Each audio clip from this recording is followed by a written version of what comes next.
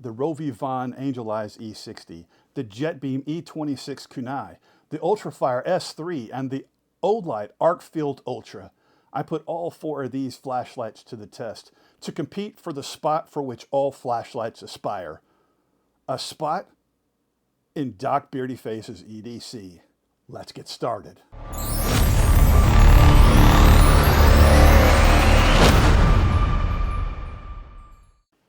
Welcome back. I'm Doc, and today's video is sponsored by an empty pocket in my pants. Anyone who knows me knows that I am never far from a source of light. I am constantly crawling into and under things, and so a flashlight is a constant companion. But me being me, I have left a trail of misplaced and forgotten flashlights in my wake, which means I'm constantly on the hunt for my next great love. A flashlight love. You know what I mean. Anyway, I lost my last one, and so once again I was on the hunt. My criteria was pretty basic. I was looking for a flat form factor flashlight, that's hard to say, between 1200 and 2000 lumens. Any extra features beyond that was icing. And I wanted to keep it at or around $100, though I was willing to tweak that for the right flashlight. And so, after much tappity-tapping on the keyboard, I came up with the 4 flashlights we're talking about today. First up is the JetBeam E26 Kunai. At a price of $86.99, the Kunai boasts an impressive 2000 lumen in turbo mode, with a decent green laser and a very respectable 1300 milliwatt 365 nanometer UV light. It has a physical lockout dial switch with both side and end cap buttons. The end cap is exclusively used for the flashlight turbo mode, while everything else is done with the dial switch and button on the side.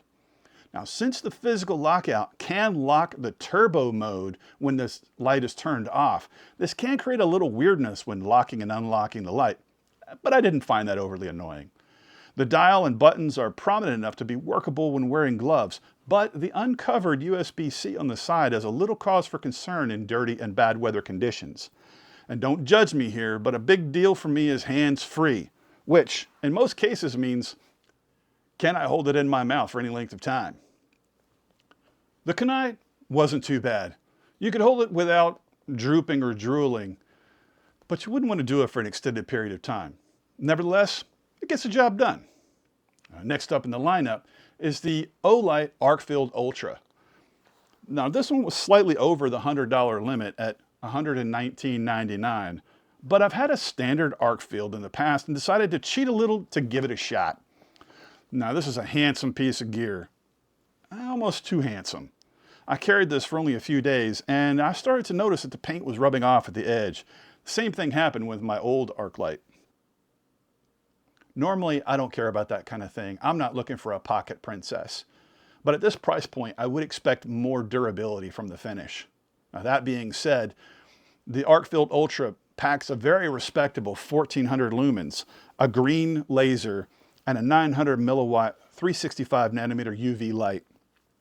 At that spec, the UV light has, in my opinion, very limited usefulness, other than, let's say, very close-up work or novelty. The controls are decent with a selector dial and center tap switch that would generally do okay with gloves, but the flashlight turbo mode is only available via triple tap once the flashlight is already on, which got very frustrating, especially since the double tap is a strobe and a second single tap just turned it back off.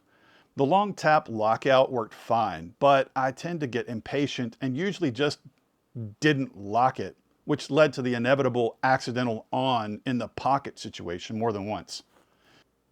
Hands-free? Meh. It does have a double clip, so you can clip it onto a hat brim, but it's a little long for that. And the double clip does make it a bit uncomfortable to hold in your mouth for any length of time. Now, the end cap magnet does hold decently, but it's a bit directional. When I turned it flat, parallel to the ground, it had a tendency to want to fall off. The one issue I had with this flashlight was the proprietary magnetic charger. I mean, on one hand, it seems kind of cool, but we live in a world moving toward the ubiquity of USB-C to force the customer to buy a set of special cables just for the flashlight, and I do mean set, because you're not going to have just one. That just seems insane to me. That gets a grrr from me, because, yeah, that's insane. Well, moving on to the UltraFire S3, we find a punchy, affordable little flashlight coming in at $56.99. The S3 weighs in at 1200 lumens, the lowest in my test group, with a red laser and a 900 milliwatt, 365 nanometer UV light that honestly felt a little anemic in comparison to other UV lights with similar specs. The build quality on this light felt a little less robust than its competitors, with a main button feeling a little squishy and the slider switch that jiggled slightly. To be fair, this is the least expensive of the test group, so we have to cut it a little bit of slack. There's not really a lockout on this flashlight other than having to hold down the button a couple of seconds to turn it on in any mode, which does lead to the eventual accidental pants light situation. As far as hands-free, it's small enough and light enough to comfortably hold in your mouth. It also has a double clip for hat brims and an end cap magnet, which holds very well in any direction.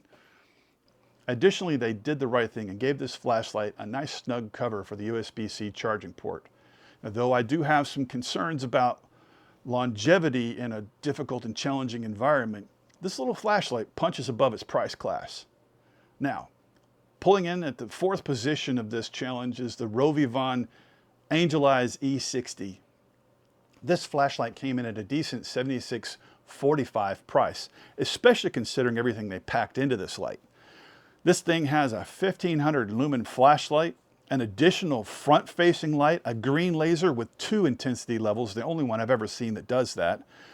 It does not have a UV light, but it does have a multi-brightness red light that includes both a strobe and pulse function. That said, the form factor for this flashlight makes it uncomfortable in the pocket, impossible in the mouth, and frankly awkward in the hands.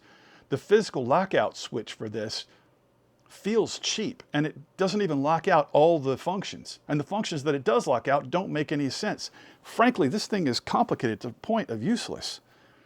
There are 2 different buttons on the top and another recessed type button on the side, and they all seem to have multiple multi-tap options.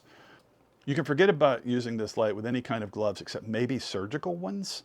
And as for hands-free, it does have the double clip, allowing you to connect it to a hat brim, which is fine.